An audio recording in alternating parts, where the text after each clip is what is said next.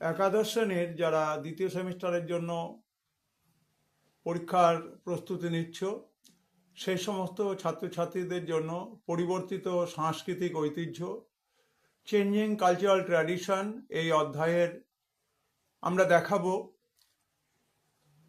Roman church কিভাবে আস্তে আস্তে তার শ্রেষ্ঠত্বের দিকে যাত্রা শুরু করলো।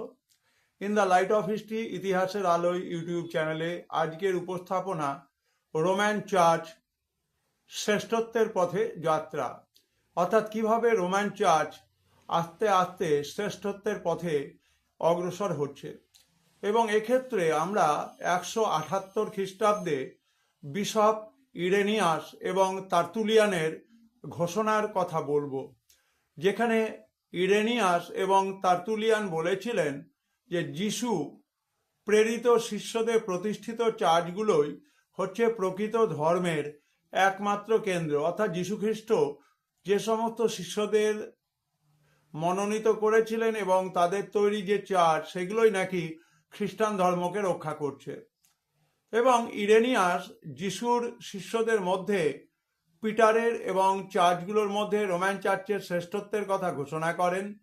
381 খ্রিস্টাব্দে কনস্টান্টিনোপলে অনুষ্ঠিত খ্রিস্ট ধর্মের আন্তর্জাতিক সম্মেলনে সিদ্ধান্ত নেওয়া হয় রোমের বিশপের ঠিক পরেই যিনি বিশপ কনস্টান্টিনোপলের তিনি তার স্থান পাবেন, অর্থাৎ কনস্টান্টিনোপলের যিনি বিশপ তিনি শ্রেষ্ঠত্বের জায়গায় পৌঁছলেন।